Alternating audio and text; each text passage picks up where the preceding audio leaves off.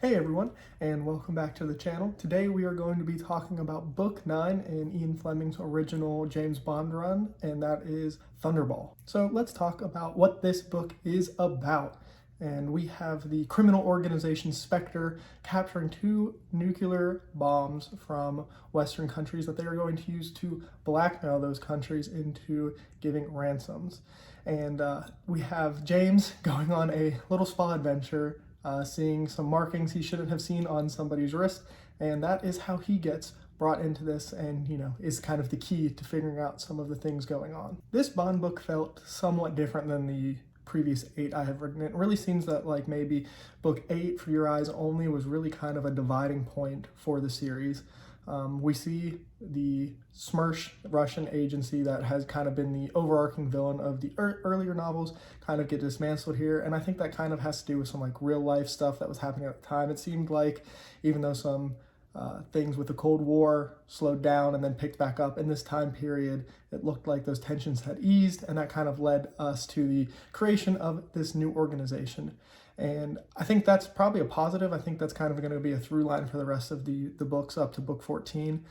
But this book just felt different. I ended up giving this book 3 stars, which, means I like it. It was fine. It did feel like a movie more than a book, which I think at this point was kind of expected from me. This book did get turned into a movie. It starred Sean Connery. I think it came out in '65, and there was probably another version, I think, later on under a different name, but I really felt that when I was reading it. And before I dive too much into that, let's go over the good and the bad. The good of this book is it is definitely like an action movie, which has its pros and cons, but I'm going to put it in the good because it does have some very fast-paced stuff and exciting, I don't want to call it missions, but, expeditions that James goes on. I will also say that I loved that a character I really enjoy in these books was back in it. I won't mention who because it's kind of a spoiler, but I was glad to see that character pop up. It's always kind of fun when they, appear to be James' right-hand person. That's always good. I'll also put the new organization Spectre in the good. I think it provides a larger reaching, kind of global threat as to SMERSH, which was a global threat, but it was very Russia focused. And with Spectre being kind of an international conglomerate of baddies, I found that to be compelling, and it kind of makes sense for these global plans of, takeover, domination, whatever they're trying to accomplish. It makes sense that there's a group of people from all over the world that are trying to accomplish this more than just, kind of that Russian sector. And I think it just, is a fresh twist. You can only read about the Cold War so much before you're like, okay, I get it. The Russians were bad, East-West Germany, that divide that happened. And it's nice to kind of have this imaginary element to it. It makes it feel a little less real and kind of plays into that actiony trope that, is enjoyable. The last good part I will mention is, and it only got touched on a little bit, but we really start to see some kind of questioning of what does it mean to be a spy? Why am I doing this? That kind of philosophical questioning from James on what is the point of all of this. And I wish that is actually a point that got talked about a little bit more and that Ian Fleming dove into, just kind of get us that psychological backing of what James is going through. And we get it somewhat throughout the book, but it's something that I would have liked to have been, a little bit deeper. But just the fact that it's there at all is a great addition. It really kind of fleshes out James as a person. He's not so much a, caricature of what a man should be and, all those masculine ideals that Fleming definitely puts onto James. That almost weakness, I don't know if weakness is the right word, but that kind of questioning is very human, and it really improves on the Bond character. Now let's talk about the negatives. I will start off by saying I felt like the beginning and the end of this book were great, and the middle was just whatever. I don't know, dragged quite a bit there. The introduction and kind of the setup to James getting involved was great, and then the actual climax ending, it was like an action movie. It was great.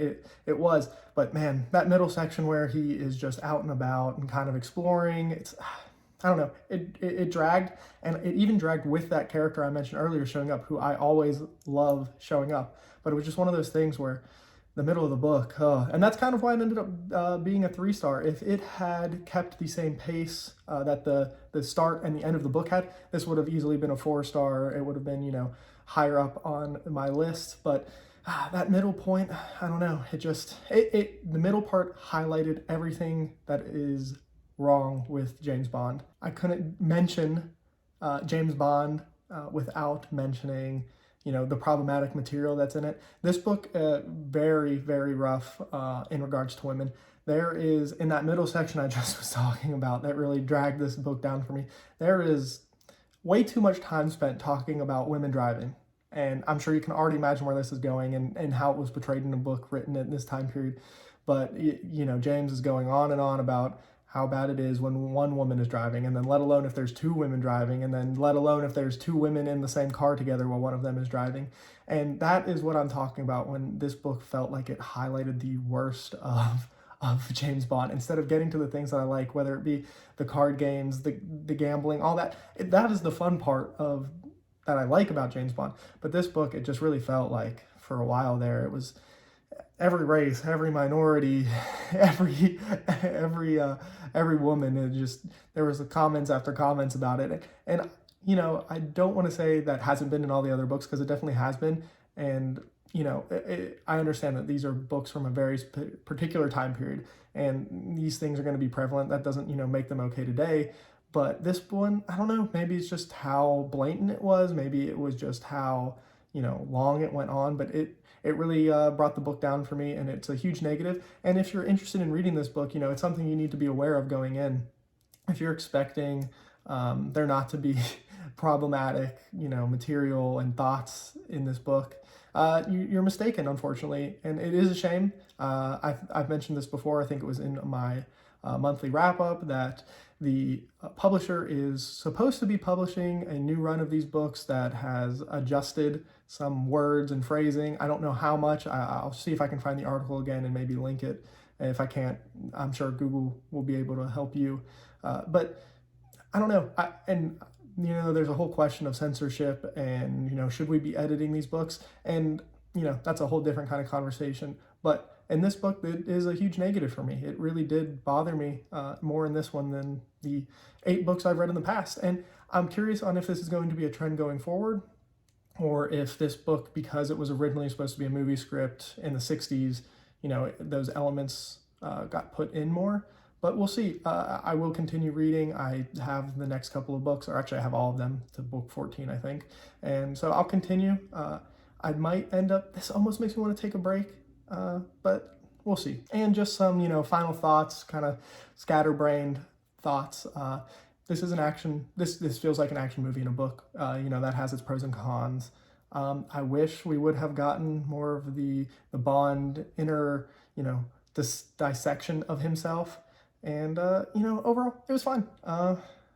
It wasn't anything special. I'll have to double check and see. I think I probably have this as my second least favorite James Bond book. I've liked most of them, so we'll see. I'll throw the list up of my ranking. I have them all ranked, so I'll throw that up here just to see. I'm pretty sure it's down there towards the bottom, but it is what it is. This really does feel like that separation, though, where these books are going to be very different. It's just missing that charm. I don't know what it is from some of those earlier books. They didn't all have it, but some of them did. I'm really thinking of Diamonds Are Forever, I think, Moonraker. Some of those earlier ones really just, I don't know, had this charm. Maybe I've been reading them, too much. I'm not sure. It's just something's missing from this book. So, I liked it. It's fine. If you want an action movie in a book, it's worth the read, I think. As long as you're okay with, some of that 60s and earlier, obviously, because Ian Fleming was older at this point, some of that philosophy in a book, and you don't mind that, I would still say pick it up. But that is all I have for this review of Thunderball by Ian Fleming. Once again, 3-star book for me. If you have any thoughts or questions, let me know down in the comments, and have a good one.